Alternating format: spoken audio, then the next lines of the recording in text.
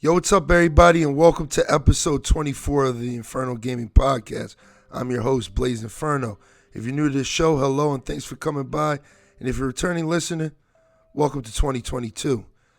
We got a good one here for you today, man. You know, this is the first episode of the new year, man, of 2022. We're going to keep the ball rolling just like we did in 2021. We're coming even stronger. Today I'm recording this podcast January 9th. So the day before releases, man, you know what I mean? And today, I have no co-host with me. Today is going to be I guess, I've been kind of talking about it for a while, but if you're new to the show, you wouldn't know that. This is going to be a review episode. So we're not really going to be talking about any gaming news today.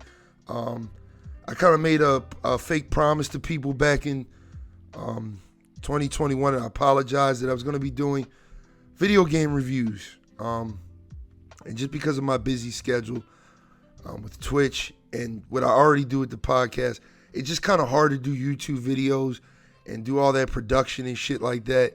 So yeah, we're just going to do it all in one episode, man. We're just going to talk it up. I'm going to keep all the PSVR 2 news and shit like that to the next episode, episode 25, which will have my co-hosts E-Night and Rambo and all them on it. But today we're just going to be talking about the games that I played in 2021. I'm going to do a thorough review of the games that I played. You know what I mean? These are my reviews. These are my feelings. I kind of just jotted things down. So excuse me if I'm like running all around. My notes are very specific to the way that I think. So when I say certain things, just know that when I'm saying it to activate a thought in my brain. You know what I mean? So my notes are kind of worded weird. But yeah, like I said, we're going to keep all of the, news that's been coming out. Because there's been a lot of gaming news, I think, within the last week or two. And we're just going to keep that to the next episode, which will be episode 25, which will be releasing the 24th of this month. But it's just me today, and like I said, we're going to do these reviews. We're going to run through it. It shouldn't be too long of an episode. But yeah, we're going to get into these video game reviews. I got pros and cons for everything. I'm going to kind of spend a certain amount of time with different games. There's some games that I played, I haven't beat, that I'll just kind of, walk over real fast, give you a thumbs up, thumbs down kind of opinion. But let's get into it, man. Let's not waste any time with this, you know what I mean? Oh, before I get into it, my fault. Very unprofessional of me. My name is Blaze Inferno, like I said. You can find my links down below. You can follow me on Twitter, Instagram, and YouTube at BlazeXInferno. Also follow me at Twitch at twitch.tv/BlazeXInferno, where I stream 4 to 5 days a week. I play a variety of games. First-person shooters, RPGs, I play it all, man. And every once in a while, just like last night, I'm just waking up from it. We throw little Discord parties where we try to get all of our communities, all the streamers' communities. I play with a variety of streamers. We try to get all of our communities together in one place, and we just kind of vibe out and play games and have a good time. So if that sounds like your type of thing, also join the Infernal Discord. That link will also be down below. And also remember that you can listen to this podcast on every major platform available: Spotify, Apple Podcasts, Google Podcasts, YouTube, everything. So you don't have to just watch it where you're watching it or listening to it where you're listening to. It's everywhere, man. We everywhere. We global with this shit. But let's get into it, man. I don't want to waste any more time. The first video game review I got, because I think it's the literal first game I played this year. And if I miss anything, I'm going to be pissed. But I went through a list, and I'm pretty sure these are just all the games I played this year. So let's get it. The first game I remember playing this year was Monster Hunter Rise, and I played that on the Switch. I don't know if it's on the PC yet, so this is a Switch only review. So I got 3 pros and 2 cons. I didn't really expect too much of this game. It's my first real Monster Hunter experience. I got this game off the strength of a couple friends, and I was playing this game right before I started streaming and shit like that. Okay. There's a lot to do. I like that. I like a game with a lot of content. This game has a lot of content to it. It's very standard. I mean, I feel like Monster Hunter is a notable franchise. I just never got into it. You basically just hunt little monsters and bigger monsters, and the bigger monsters is just basically the whole point of the level. They're like big ass boss fights. They kind of just run you all around the map, and you can do different things like lure them in with, different meats and stuff like that, things like that. I really do enjoy the way the game kind of fleshes itself out, especially with this game. People say this is the best Monster Hunter game because you have like the wire bugs that allow you to just kind of move around the map a little bit more.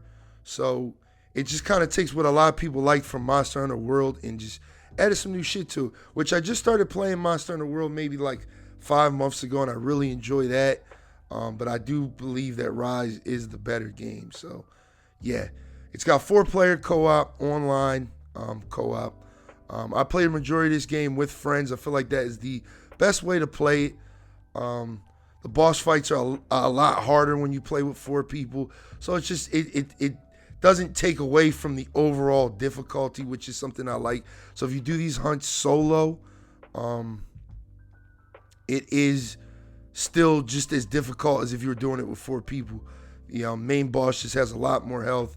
And the game is just fun with 4 people, man. I mean, it's like, I feel like I learned a lot through my 40 hours that I put into this game. I feel like I stopped around the 40-hour mark, and I never went back to this game. But I plan on doing it once the DLC drops, and I might even stream it. So just stay tuned for that. Follow me at twitch.tv/BlazeXinferno, shameless plug. You know what I mean? Extensive and fleshed out combat when you need to think before attacking. I really do enjoy that. There's a lot of mechanics there. You have to kind of sharpen your blade before you go on to attack an enemy for, maximum damage input. There's multiple different weapons that you can use, from dual swords to like a gun cannon to a great sword to like a big ass katana. There's just a variety, sword and shield. There's a variety of weapons. I really do like how they all are different. And it just kind of, to me, I enjoy that. Even though I played the whole game with one specific weapon, and I forget what it was. It was like a heavy sword, so it was like a katana type thing. But I really enjoyed that. The combat is very fleshed out, in my opinion. And I do like the importance of hunting in this game. You know what I mean? You're a monster hunter. You know what I mean?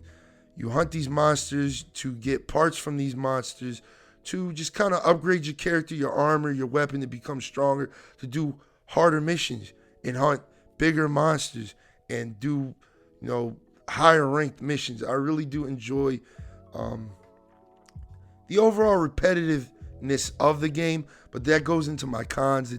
The game can be a little too repetitive. You kind of need to do some of these boss fights over and over and over and over and over and over and over again. You kind of farm some of these monsters, so it does kind of get too egregious with the repetitiveness sometimes. But some people like that about Monster Hunter. I definitely do enjoy it, but sometimes it's just like, I feel like I'm looking for that one specific monster part. So it's like I'm doing the same monster hunt over and over again for like an hour or so. Some of these, hunts can be a little long. But again, it's not really too much of a con. I thoroughly enjoy repetitiveness sometimes in video games. But it definitely can be repetitive. So if that's not your type of thing, Monster Hunter might not be your type of thing. And the combat can be kind of old school. That's my only other con. It's very old school. There's no like lock on, so you don't lock on and attack the enemy. You kind of just swing in a general direction, and hope that you fucking hit what you're trying to hit. There's no block button. To what I remember, I haven't played the game in so long. There's a roll option, so you just kind of roll out the way. You have to manage stamina, kind of like on some like, I'm trying to think of a game where you manage stamina. I guess like a Dark Souls. It's not difficult like Dark Souls, so don't think I'm saying any of that bullshit. You know what I mean? And one other con that I can say before we wrap this review up for this specific game is I do believe like this game is not very newbie friendly. There's just a lot, like this game, if you're new to it, just throws a lot of important text at you. So it's like, instead of doing these things, I feel like you're doing a lot of reading. So it's like you'll drop down in the world and it just hits you with walls of text that you absolutely need to pay attention to and remember, because not at that specific point, but later on in your, future hunts, you'll have to do these things, and it's not very newbie friendly. I was happy that I had a lot of friends who were very versed in Monster Hunter that kind of guided me through. If I had questions on things, they kind of helped me out with it, gave it to me in layman's terms. But yeah, I let a friend of mine play this game after I was done with it, and she immediately put it down because it's not very newbie friendly, and I understand that. They definitely have to do their tutorials a little better, especially for this game. I feel like in Monster Hunter World it's a little better, but it's slower. What would I rate this game if I had to give it a score right now from a scale of 1 to 10? I give it a solid 7. I think the game is just it offers exactly what it needs to give you. For a $60 price tag, I do think I got my money's worth. 40 hours worth of gameplay. That's not too bad. And it's just fun, and I feel like there's more bosses that came out, and again, there's another DLC, so I may have to go back and explore that game and kind of just, see if my opinion changes on certain things. But let's get into my next review, which would be, hold on, let me take a sip of this water, y'all. It's just me today, so I'm going to be doing a lot of talking. My next review is kind of like it's going to be clear-cut, dry. Mass Effect Trilogy.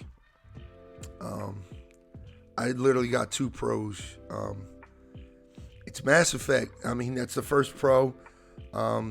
If you're asking me what I think, Mass Effect is one of the best RPG action shooter franchises of all time, in my opinion. I really love Mass Effect.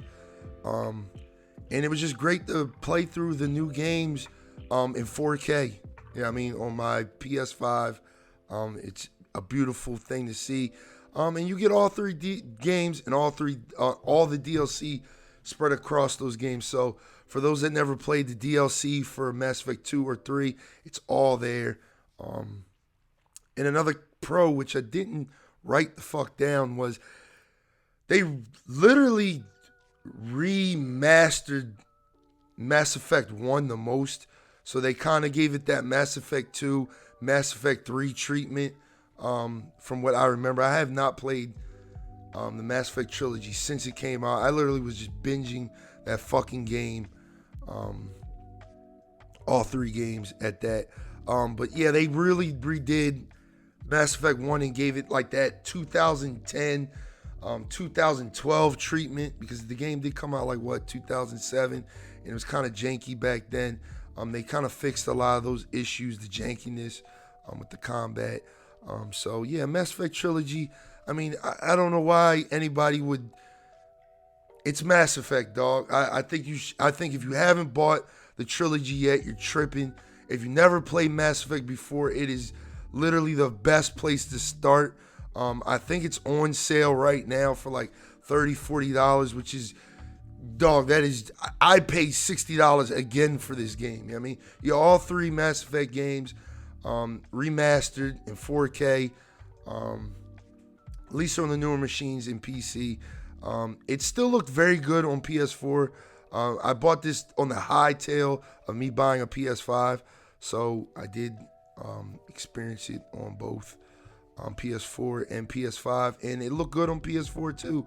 So it's like I said, if you've never played Mass Effect before, what the fuck are you doing? Go out, go buy this trilogy, go have fun. Stay away from Andromeda. We're getting Mass Effect 4, so just yeah, Andromeda's not. We're gonna save that for another time. If you watch the show, you already know. Rambo goes in on fucking Mass Effect Andromeda every time we bring up Mass Effect. Shout out to my boy Rambo. But yeah, what would I rate this trilogy? Without being like too, I guess, egregious, I give it like almost like a solid 10 because it's Mass Effect, dog. Mass Effect is one of my favorite series of all time, and I just feel like the trilogy is just very good. You get all the DLC in all 3 games. Like, you cannot be mad with that. But realistically, because Mass Effect 3 kind of fucking sucks, if I had to rate the entire package as one, I still give it like a 9.5 or a 10, man. It's a definite must buy. Go out and buy if you haven't already. Go play Mass Effect. What the fuck are you doing, man? What the fuck are you doing, man? All right. So that brings us into our next game that I played this year, which started my streaming journey, which kind of started all of this. The first game I ever streamed on Twitch was Resident Evil Village. I'm a diehard Resident Evil fan. I bought this game day one. You got the steelbook, everything. I fucking love Resident Evil. Resident Evil 7 was okay, but I kind of went into this game with a different mindset just because my first pro, I got 1, 2, 3, 4, 5, 6 pros and 2 cons. So you already know how I feel about this game. So first pro is that this game has I worded it wrong. It has that old Resident Evil 4 vibe and a new skin. So basically it takes the Resident Evil 7 shit with the first person and kind of just gives it like that Resident Evil 4 vibe. This game is essentially Resident Evil 4 again. You're in a village like you are in Resident Evil 4. It's just everything feels like Resident Evil 4, and it's not a bad thing. You have the attaché case again, so you got to kind of manage where you put items and stuff and what you carry and stuff like that. You have like the vendor that sells you stuff that just pulls up all over the map. Just Resident Evil 4 is like the GOAT video game in my top 5 favorite games of all time. I fucking love Resident Evil 4. So this game was just a no-brainer for me in that regard. The game is very spooky. That's my second pro. Spooky game. I was kind of scared for a lot of this game. The ambiance, definitely the production. Like I said with Resident Evil 7, I always say Resident Evil 7. Whoever was the sound engineer behind Resident Evil 7 and Resident Evil Village, they definitely need a fucking raise, dog. Like, that man needs to do movie direction, everything like that, because the sound design of this game is outstanding. It scares the shit out you, especially in Village, where I remember like the wind chimes or just the overall sound of the just nothingness around you. It's definitely spooky, definitely scary, especially later on in the game when you're just in different environments like a factory or something, or the woods, or just, without spoiling too much, when you're in the fucking dollhouse. Like, it's just, everything is perfect spooky wise with this game. I absolutely fucking loved it. I was scared out of my fucking mind the whole time I was playing this game. So kudos to that. The game is pretty long. I think it took me about 11 hours to beat, which a lot of people sit there and say, oh, that's not long. But Resident Evil games are all about literally repetitiveness, playing them over and over and over and over and over and over, getting the infinite guns, all that. So there's a lot to do in that regard.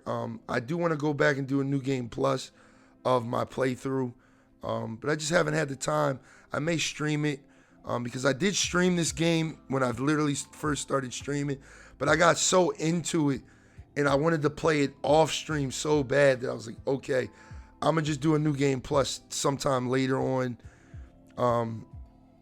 stream. You know what I mean? But as of right now, we'll probably push that into sometime maybe March, April, May territory. If you want to follow me over at twitch.tv/BlazeDexInferno, you already know what it is. What else? The boss fights. The boss fights are pretty fun. The bosses themselves are pretty fucking good. You already know we got big titty vampire lady, you know what I mean? Which we were all simped out by, because that's probably a con I should add in, and I'll say that in my con section. But the boss fights are pretty fun. The game overall is just pretty fucking good, as you can tell. Ethan moves faster. It's another pro of mine. I didn't like the way Resident Evil 7 felt because it was inherently a VR game. So Ethan didn't move too fast, and it's just, I didn't play that game in VR, but it just made me mad how like slow Ethan moved.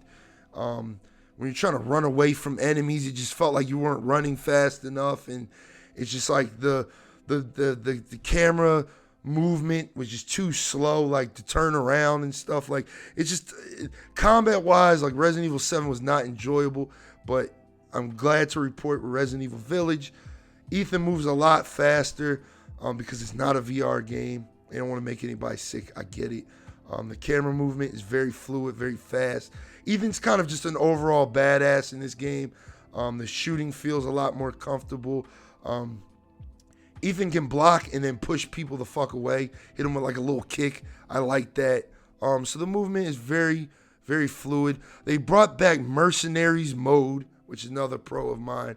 I'm a big Mercenaries guy. I played the shit out of Resident Evil 4 and 5 Mercenaries mode. I think for Resident Evil 5, Mercenaries mode is literally what carries that fucking game. I love Mercenaries mode. I love that fucking game.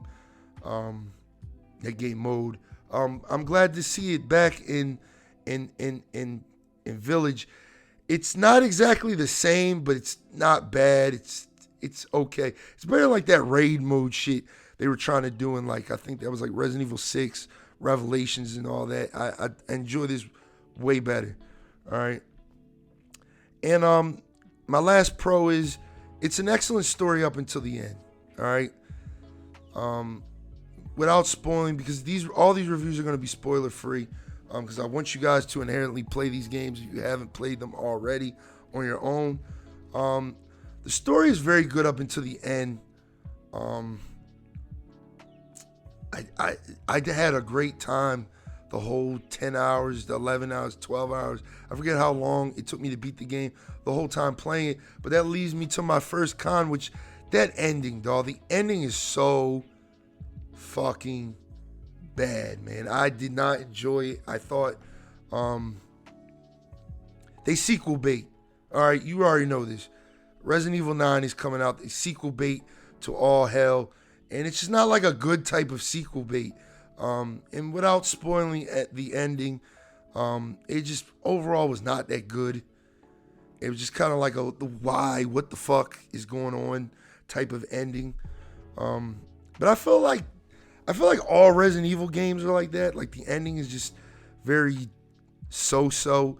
I feel like Resident Evil 1, 2, 4 are very blissful, if that's the word, where like every other Resident Evil game is just kind of cringy at the end and just, I don't know, unenjoyable, I guess the word is. And then my second con is the enemy counters and the jump scares can be kind of predictable at times. It's very, very few times that I felt like the jump scares kind of got me, like, oh shit, like you got me. And the ones that did get me, they got the shit out me, but a lot of them are very predictable. I don't think that's like too bad of a thing. But it definitely is a con when you can kind of predict that, okay, there's something wrong with this area. I feel like, when I start moving things around or I start solving the puzzle in the area, here comes the enemies. It's very predictable. My overall review for this game, I'm going to give it a solid 9 out of 10. I'm going to give it a 9 out of 10 only because I feel like the ending kind of takes away from what it is. Again, this is a fully single-player game So when you're trying to just focus on the raw campaign or the raw story of the game, the ending definitely, or at least the ending part of the game, kind of takes away from everything.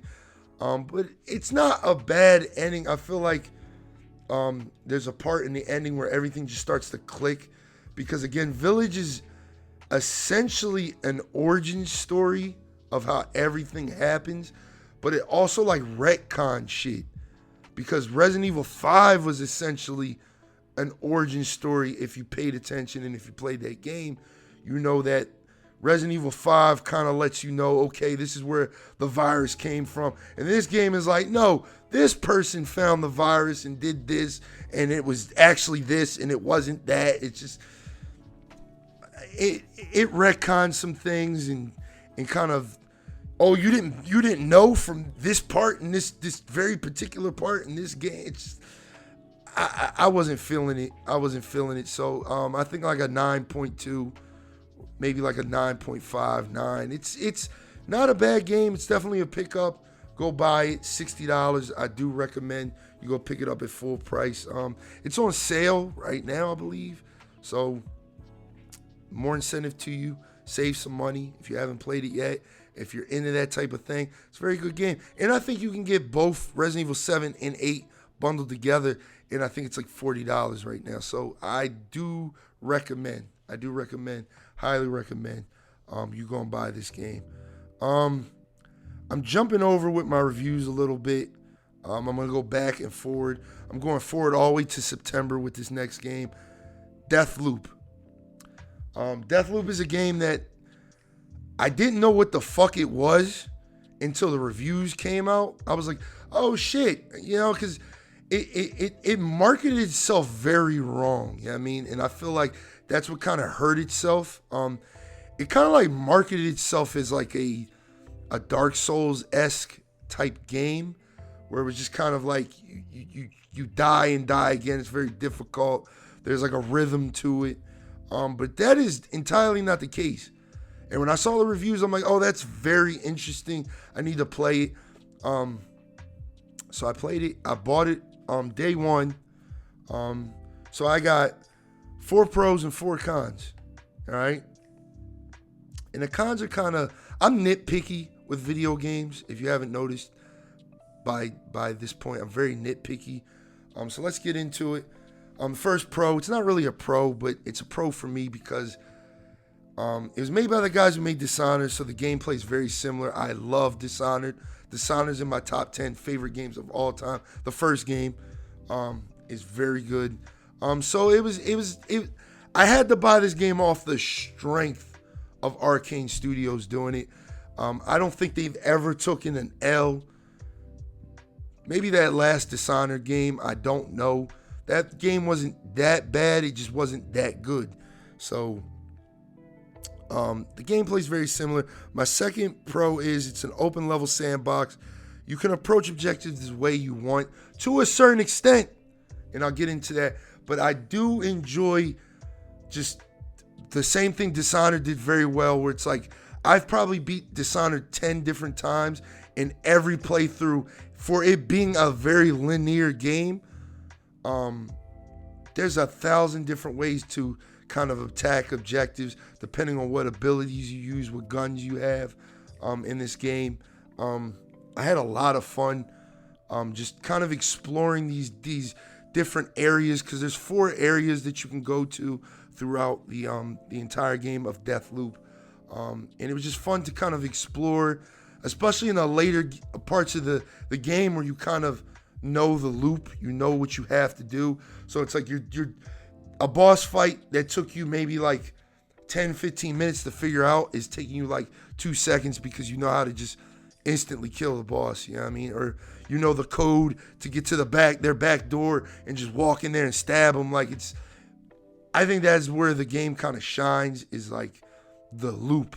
There's like a loop where it's just like you're going through these 4 areas and you're doing it over and over again, because you have a morning, noon, an evening, and a night type thing. I think it's 4, or is it 3? It might be 3. I don't know. It might be just morning, noon, and evening. but it may be 4. I don't remember. I haven't played the game in a while, but I do remember enjoying that because the whole point, and this is another pro of mine of the game, is you have to kill these 8 visionaries in one cycle. That's how you end the game.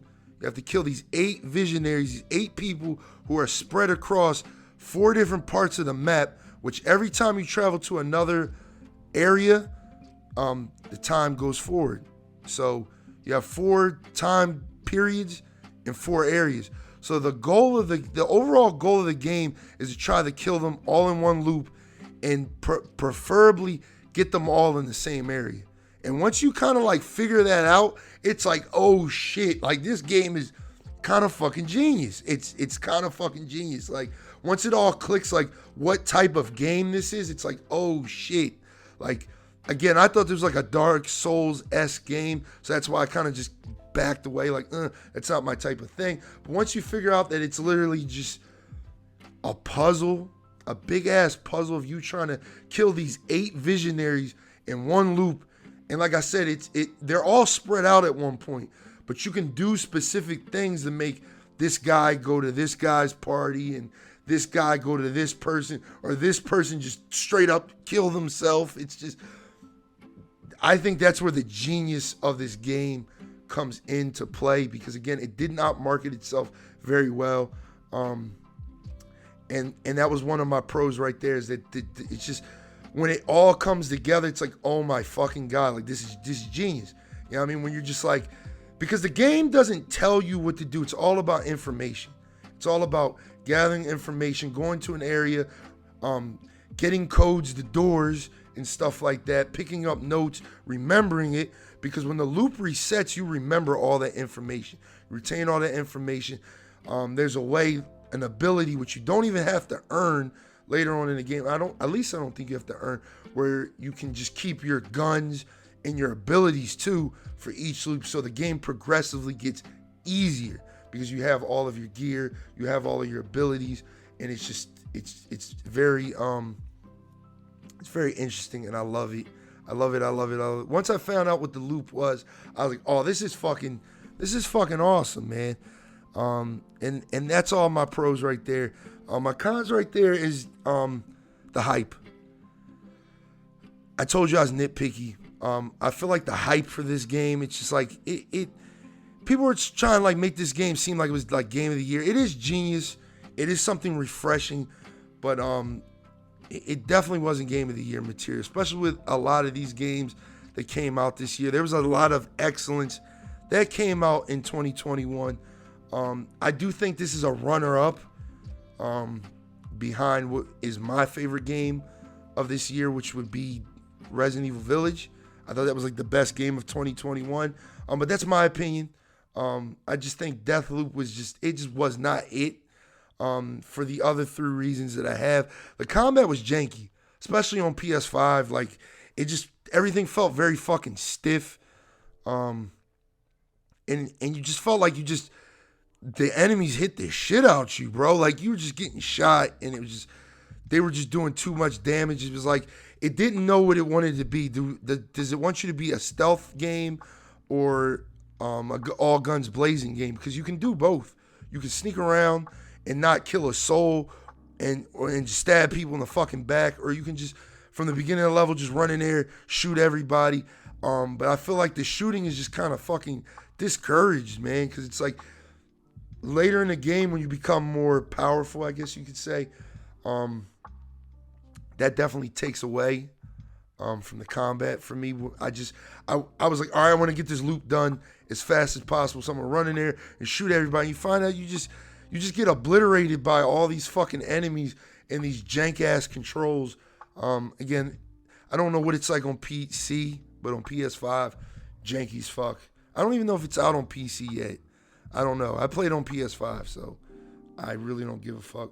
My PC doesn't come till next week. Yeah, I mean, your boy got a PC finally. Gang, gang, gang, gang, gang. My third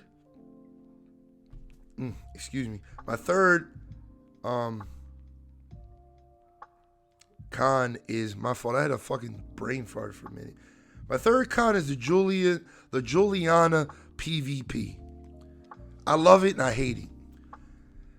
I love it because the Juliana encounters can be two things. You can be a badass like me and play the game always online or just offline. Which offline, Juliana is controlled AI-wise, so she's a lot easier to deal with.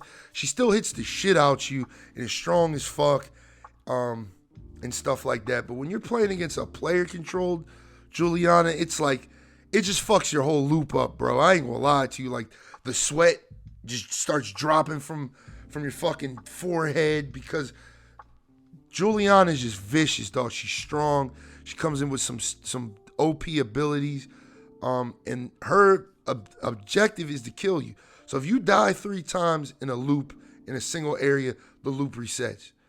And if a Juliana comes in and it's player controlled, you're gonna die those 3 times, or you're gonna die very fucking close.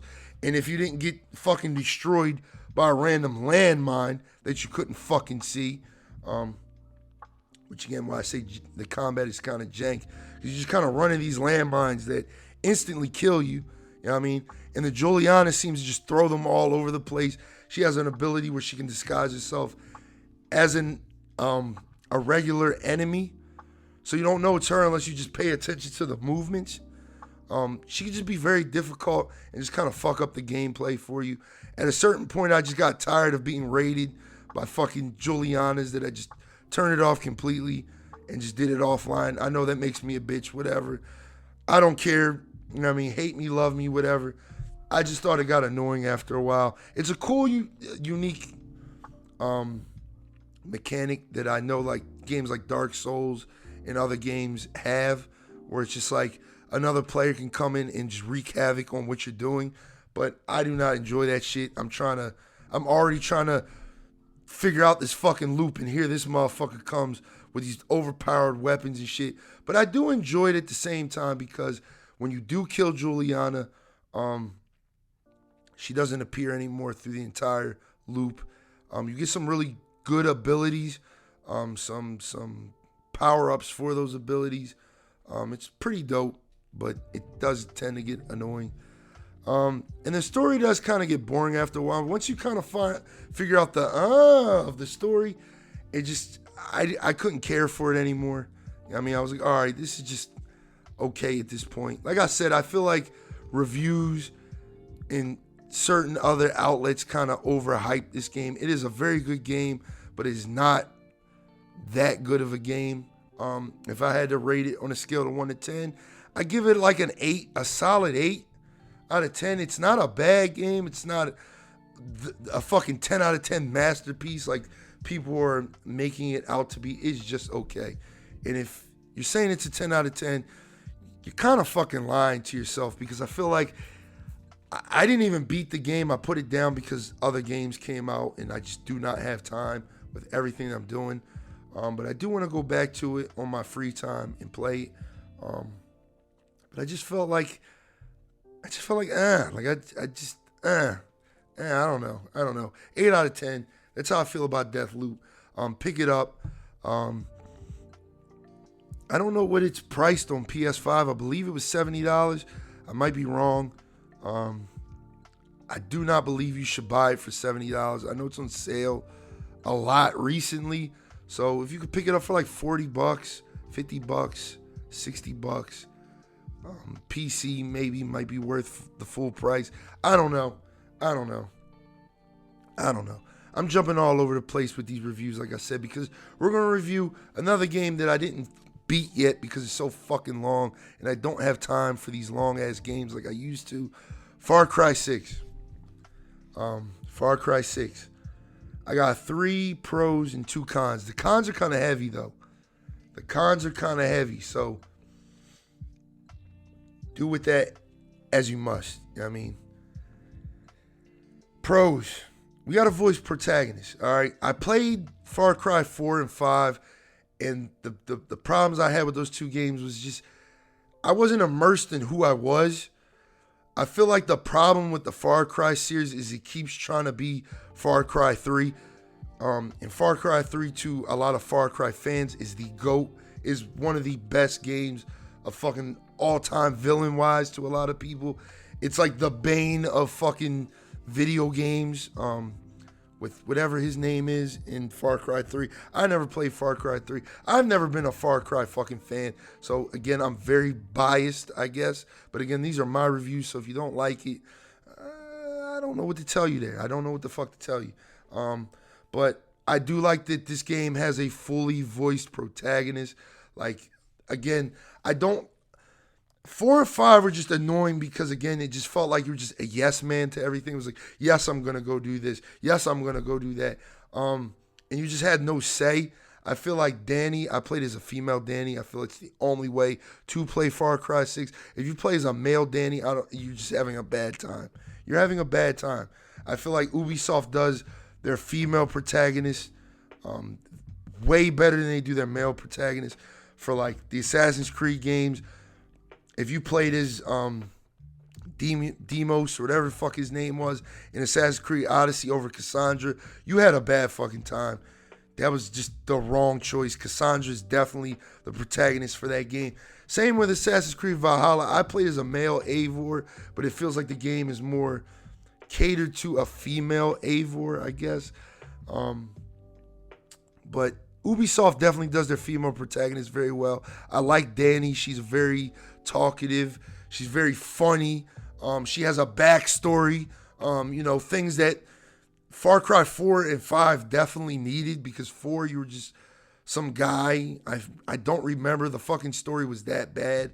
And in 5 you were a fucking cop that just was like, all right, I got to take down this cult, I guess, and join the revolution and shit like that. It just, you had no say. And I feel like Danny's very talkative. She has a backstory.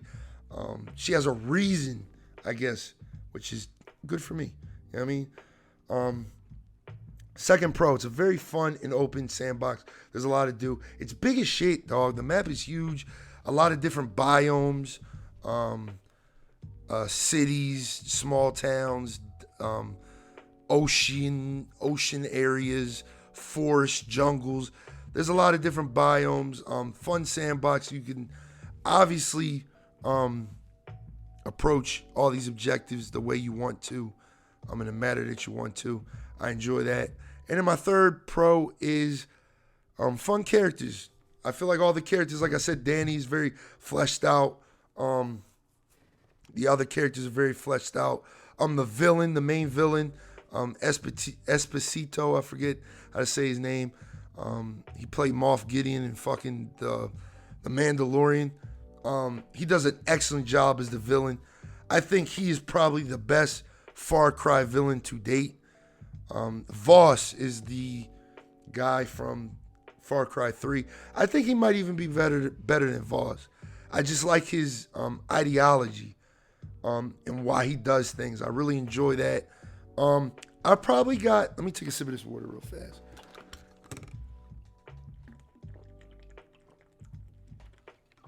Voice getting all raspy and shit, you know what I mean? I feel like he does a very good job. His ideology is very good.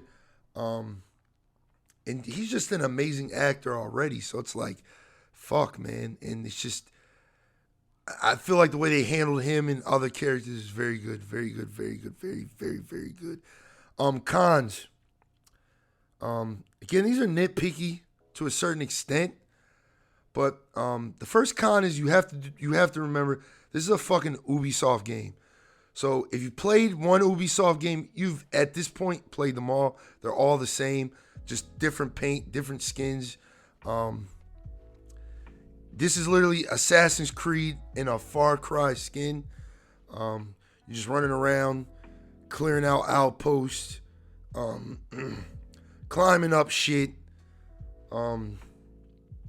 It is essentially Assassin's Creed. I always looked at Far Cry as that. It was a shooter version of Assassin's Creed, a modern version of Assassin's Creed. So do take that with a heed. The game does get very fucking repetitive and kind of boring at a certain point. Like once you do like 3-4 missions, you've literally played every mission.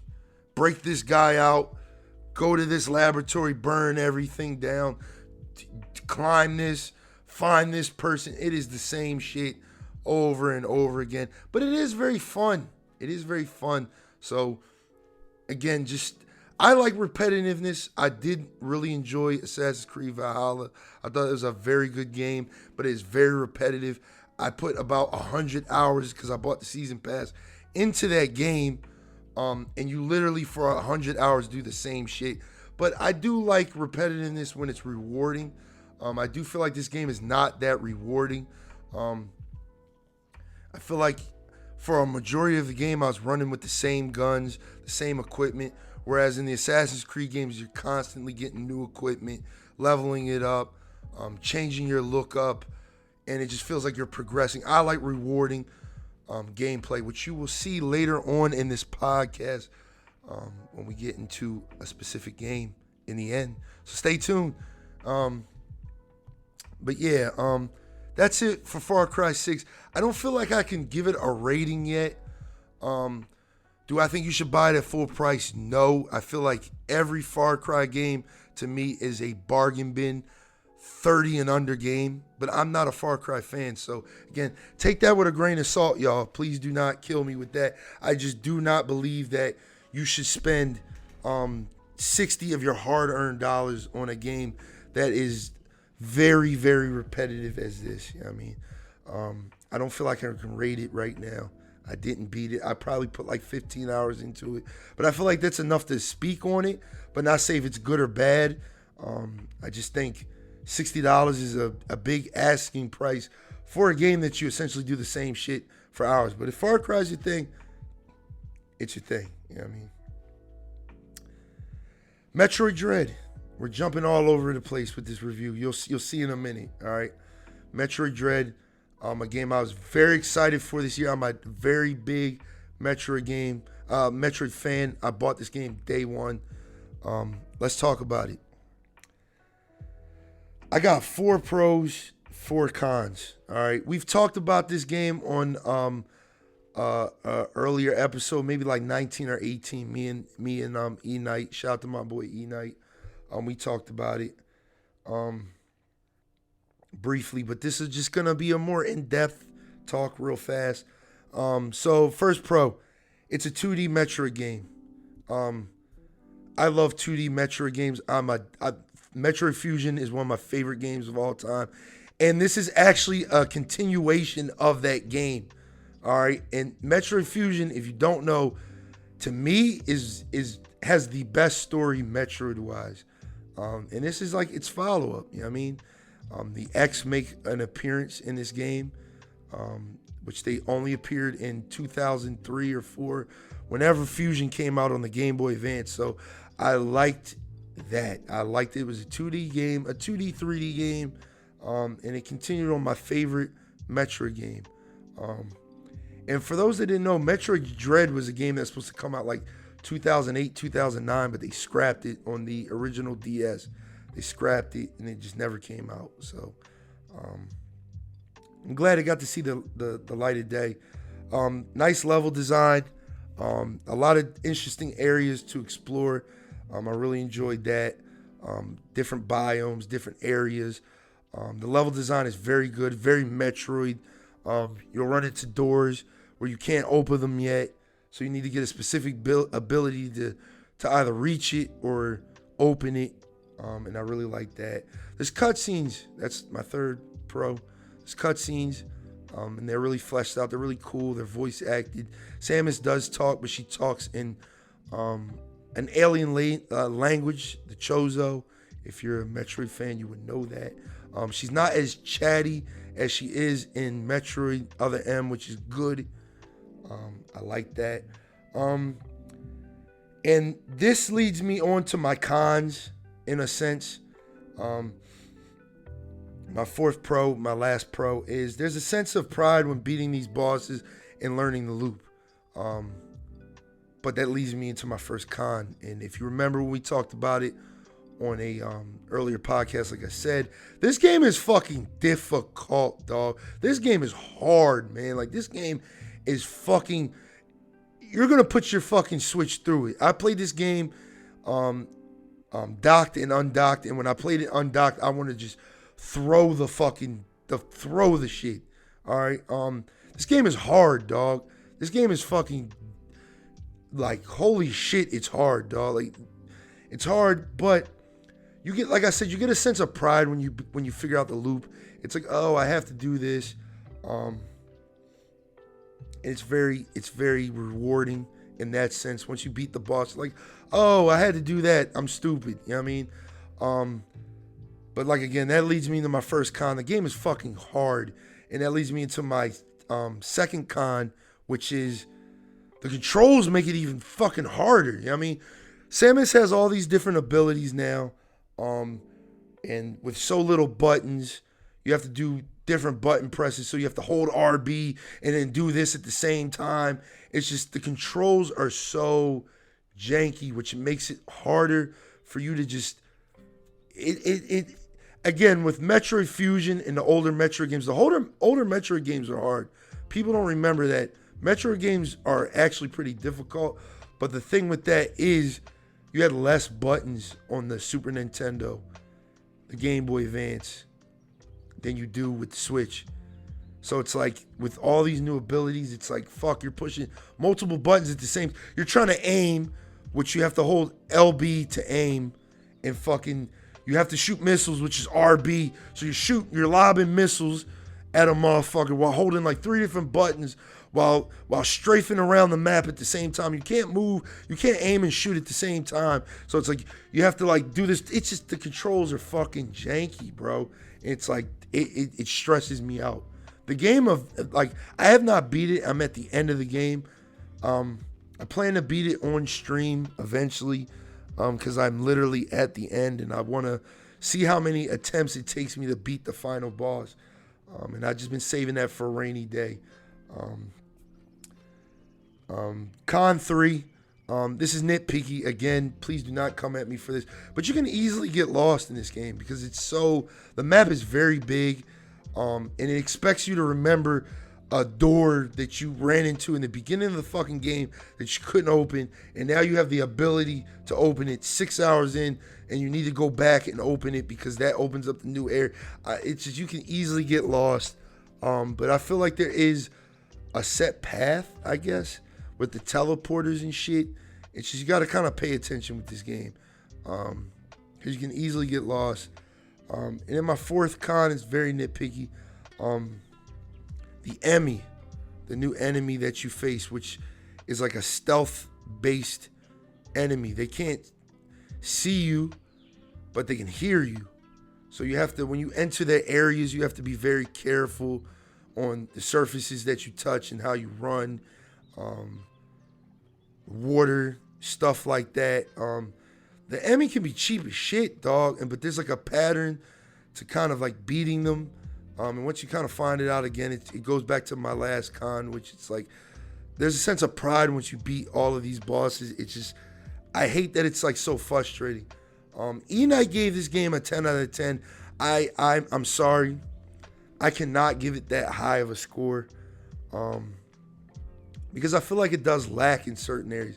And it's not because of the difficulty. It's just, it's just not that, the story is not that interesting.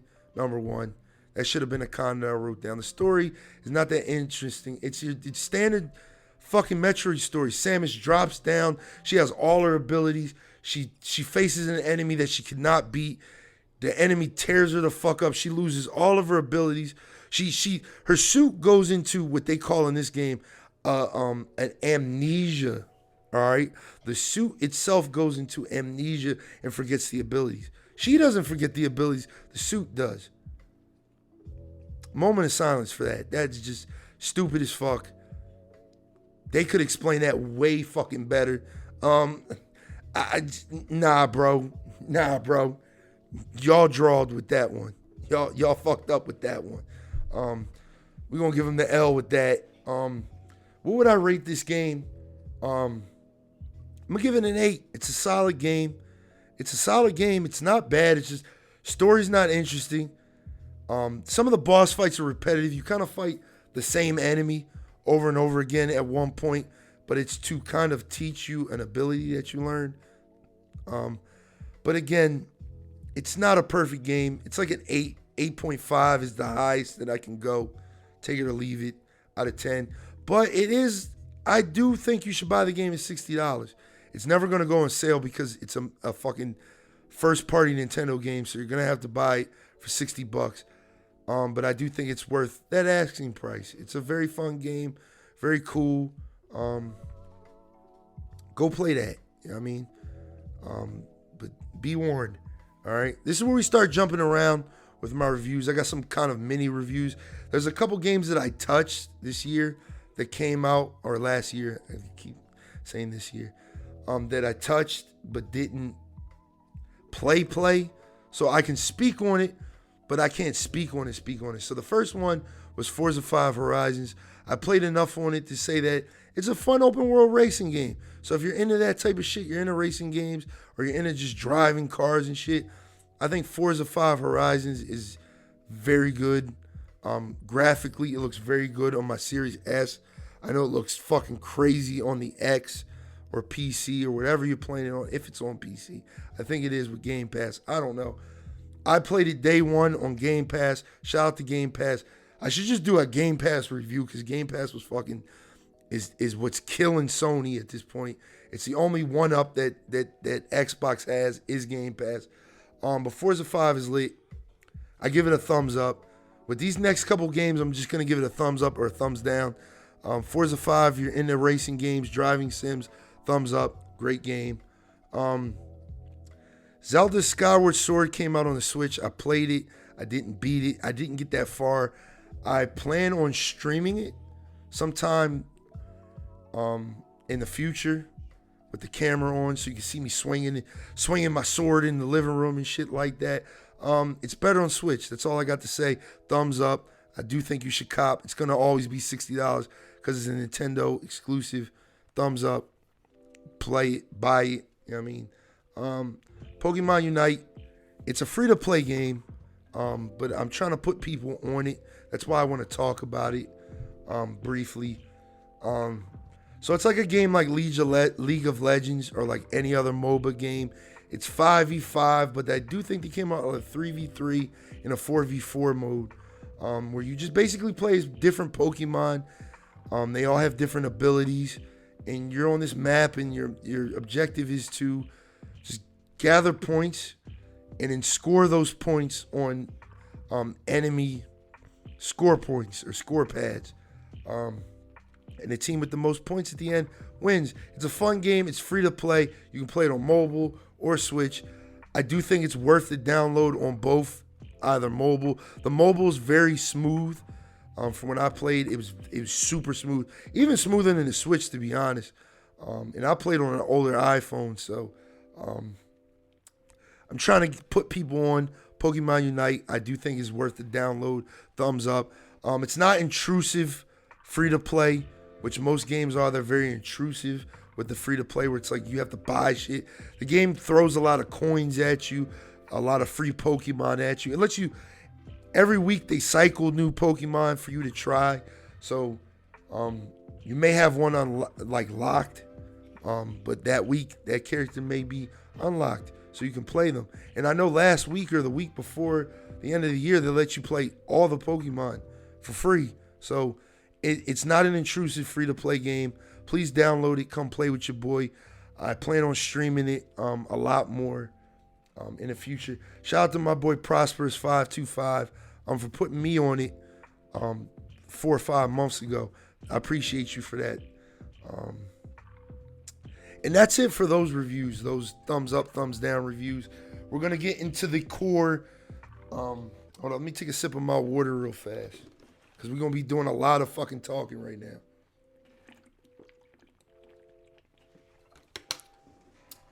We're about to get into the big three, guys. If you don't know what the big three is, the big three is the big first-person shooters. This game was big. This year was big for first-person shooters. We got a Battlefield game this year, a Call of Duty game, and a fucking Halo game this year. That is insane. It's been a long time since I feel like Call of Duty had some competition. Let's talk about it. Call of Duty is going to be the first out of those three that we talk about. Let's get it.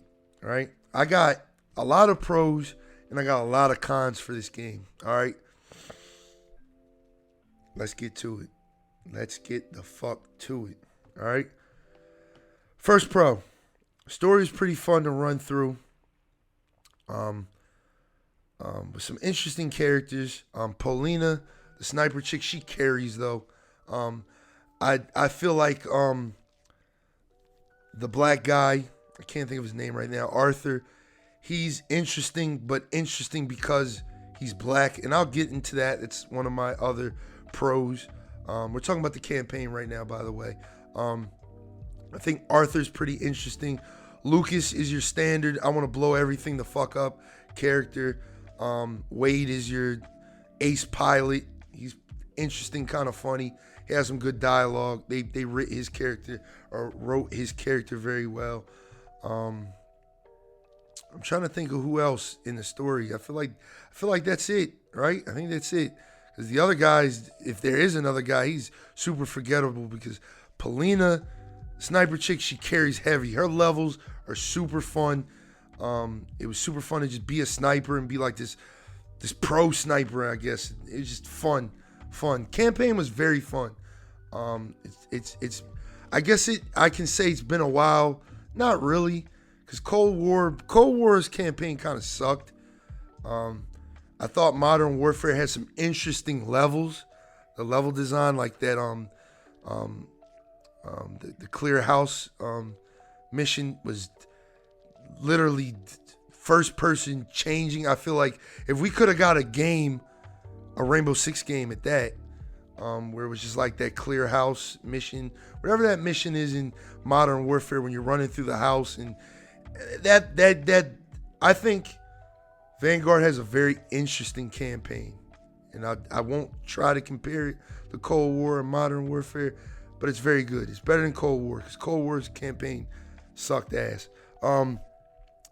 Second pro, it completes the COD-verse, which is something I guess that Activision is trying to do, because if you played older Call of Duty games, Black Ops, Modern Warfare, Advanced Warfare, Ghost, they all live in their own universe where it's like, yeah, they take place in different points in time, but they don't talk about each other. Like in Modern Warfare 2, they don't talk about Woods in Black Ops 1 or 2. You know what I mean?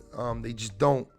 And I feel like it completes the COD-verse. So without spoiling anything, the ending kind of just is like, oh, hey, this is going to happen. And, they predict the zombies. Zombies is now canon story-wise. I don't know how they did that. I don't know why they did that. It was interesting. I like that. Zombies is canon at this point. But it kind of completes the COD-verse. They kind of like talk about Cold War stuff. They kind of talk about Modern Warfare stuff. And it was super interesting. They talk about like the Nova 6 gas, which is in Black Ops. So it was like, okay, the COD-verse is complete. I mean, now we're going to get into multiplayer with my next couple of pros. New tactical pacing for multiplayer is pretty lit. I like that. So you can pick what you want to do. You have tactical pacing, blitz pacing, assault pacing, and there's another one. I can't think what it is. I think it's 4. I might be tripping. But they're just different player counts, basically. So tactical is like 6 of your standard 5v5. And then I think the one after that is like your 6v6. And then blitz is like, it could be anywhere from fucking 16v16, 10v10, 12v12. And then assault is usually like 10v10, 12v12. I like that. I just don't like how some of the maps are not built for a lot of those player counts. So it's like they'll put you on Dome 16v16. It's like, what the fuck? I mean, like, this map is way too slow. Especially on team deathmatch, like that match is ending instantly at that point. But I generally enjoy the tactical pacing. There's a shit ton of guns from the rip. I think this has the most guns on release in COD history. I think there's like 20 something guns. I didn't count, but I know that was like a thing a lot of people are talking about. There's like 20 different guns, 20 plus guns, and we're not even talking about the season 1 guns. There's a lot of guns. Are they good? Are they bad? We'll talk about that in a little bit. You can put 10 attachments on each gun. I do love the gunsmith with this game. There's a lot of you can kind of build any type of gun that you want. So if you're like one of those like flick players where you like to like flick the stick or flick your mouse, and you're just all about hip firing enemies, you can build like the perfect hip fire gun. You can build the perfect accuracy gun with low recoil. There's a lot of I can't think of the word, but the gunsmith is very good. At first I didn't like it. I thought 10 attachments was a bit too much, but it is pretty lit. You can change the type of ammunition, and then you can put 2 perks on your gun, which is pretty lit. So you can do things from like sleight of hand to vital, which if you shoot body shots do more damage, hold your breath longer, melee distance. I do like that. The level of customization. There's a shit ton of attachments too. I think we're Cold War, the max gun level was 55. In this game, it's 70. So there's a lot of customization there. There's a return of some iconic maps. Dome is back from World at War. What else is back? Castle from World at War is back. And I think that's the only 2. I might be tripping. Shipment is back. 1944 Shipment is back. They released that maybe a couple weeks after the game came out. So we got Shipment again, which, Shipment is good for leveling up your guns and shit like that. That's why I like it. And my last pro is Season 1 definitely fixed a lot of my problems. So I can't complain. When this game came out, the preseason, the hit detection was fucked up. Guns, the damage, time to kill was fucked up. But Season 1 did fix a lot. I feel like the TTK got fixed a lot. But that leads me into my cons, which kind of make or break this game, y'all. So let me take a sip of my water real quick, because again, I'm about to be snapping a little bit, just a little bit. You know what I mean? All right. So my first con, campaign-wise, story is kind of corny and very predictable. The story is corny. I feel like the characters themselves kind of carry it. So to not spoil things, the story takes place after World War II, which is one thing that I do like. It takes place after World War II. You're not doing the Battle of the Bulge or fucking D-Day for the 30th time. You're actually behind enemy lines for a lot of these missions. And the game takes place after World War II, but you're playing through events during World War II. But they're like battles that I feel like we haven't played yet. But the levels are kind of corny. Like I said, Polina carries heavy. Her missions are dope. They need to just make a game just with her. Like it was good. They're definitely gonna do a Vanguard 2 sequel bait at the end of the game. I don't know if that's a spoiler or not, but sequel bait. You know what I mean? But yeah, very predictable. My second con is very nitpicky. I wish they kind of touched on racial issues a little bit more. They're very like PC in this game. So it's like, not only do I feel like they don't call Nazis enough. The swastika isn't there enough. I feel like they're just scared to be World War II, which is fucking weird to me. I didn't like that. I didn't like that. I feel like they definitely could have did a lot more there with the racial shit. So it's like, we all know my boy Arthur is black. My boy Arthur is a black man. And I feel like they don't touch on that enough, man. It's like, everybody's just like, oh, you think I'm supposed to hate him because he's a black man? I'm like, yes, you're a white man in the fucking 40s. Like black people were treated like shit in the fucking 40s. One, we didn't even serve with white people in World War II. We had our own segregated units. So it's like, I feel like they should have touched on the racial issues a little bit more. They kind of dabbled with it with the guy Wade. Like, you got the vibe, like he was kind of racist. You know what I mean? You got like a little racist vibe from him. But at the same time, he was like, you guys are, thank you, man. Like, they weren't saying that shit in World War II. They were not saying that shit to black soldiers. So it's like, I wish they touched on that a little bit more. I'm not saying they had to go full Mafia 3 with it, but they definitely could have been like, you know, I don't like him or I don't fuck with him because he's black. They could have did shit like that. You know what I mean? They could have did shit like that. You know, I feel like Activision is always scared to do what they need to do with these Call of Duty games. It's just like, dog, we were not treated that nicely, dog. We were not treated that nicely. There's literally a whole point in the game where a character's like, oh, yo, you think I'm supposed to hate him because he's black? He's actually just a soldier like me. Yeah, I mean, we're bro. Like, nah, bro. We were not treated like that, dog. Get the source material right. Yeah, I mean, Activision, stop being pussy. Yeah, I mean, put the swastikas back in the fucking Call. Make Call of Duty racist again. Yeah, I mean, like, just go all out. One thing, I've never played Mafia 3. I have, but not that much. The one thing I love about Mafia 3, they were not scared, dog. They were not scared to make you play as a black man in the fucking 60s and 70s, dog. You were being called the N-word and everything in that game. Like, they did the game justice. Shout out to Mafia 3, dog. Like I said, Activision, you gotta take an L for that, dog. I'm sorry. I thought that was just kind of corny, dog. Like, it's just kind of corny. Third con. Zombies sucks ass. Do not waste your fucking time. Go play Cold War Zombies. It's so much better.